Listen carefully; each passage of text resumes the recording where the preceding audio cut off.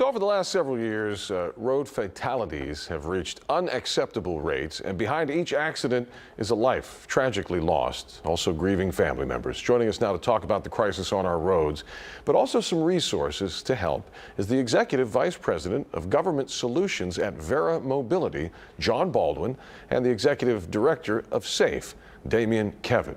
Good morning to both of you. How y'all doing?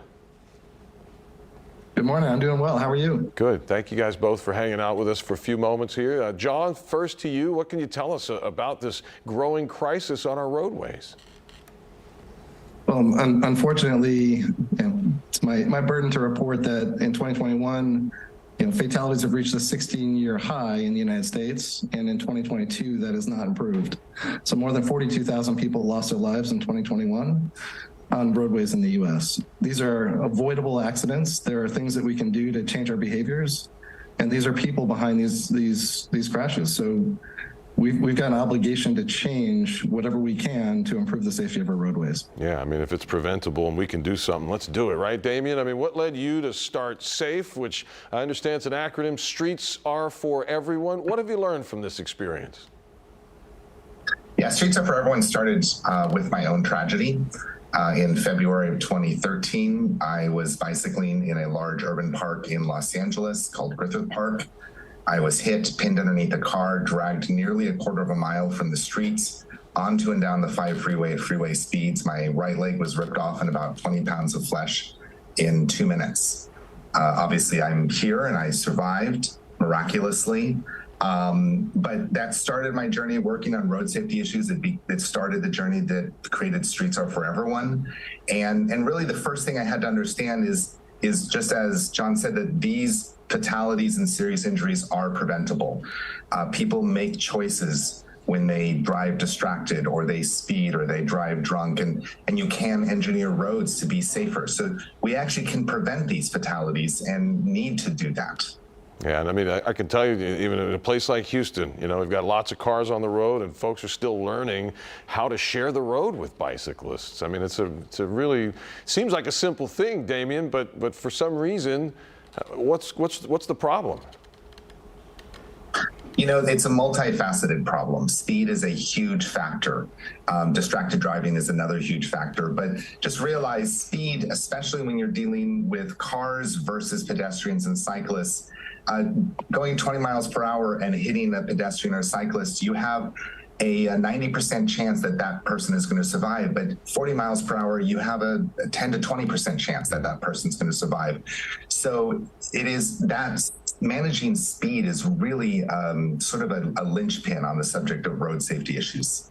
John, back to you. Let's talk about the Zero In pledge. How is this helping drivers commit to reducing this kind of dangerous behavior on the roads? So first of all, as a company, Vera Mobility deploys technology to work with our government partners to change driver behavior. And we do that with automated enforcement or traffic cameras. When you think about the Zero In pledge, it's taking it one step further and move the accountability back to every person, because we really do believe that safety is a choice. Slowing down, being aware of your surroundings, and protecting those around you are things that we all have in our control. So the more we can bring that to the front of mind, the more it's going to help us improve the safety of our roadways. And Damian, how are some of these communities around the country promoting and trying to promote safe driving? There's a number of organizations out there. In fact, there's some very good ones in Houston specifically that are working on advocating for safer roads, not even just for cars, but for pedestrians, for cyclists, to make the communities safer for everyone. And it's very grassroots. It's also holding government officials accountable for engineering the roads and putting the time and energy into making those roads safer. So Streets Are For Everyone does it locally in Southern California, as well as helping other organizations across the U.S. And like I said, we've got some great ones in Houston that are doing the same. Damian, if I could ask you before we go about technology and sort of the future of this, what else can tech do to play a role in keeping our streets safe? I mean, the cameras, I think, there's arguments on both sides of it, but at least it's a technological solution, an idea that's being put into place. Yeah, technology, we are going to have to move further and further into using technology to save lives. managing speed using automated speed enforcement has been proven to save lives.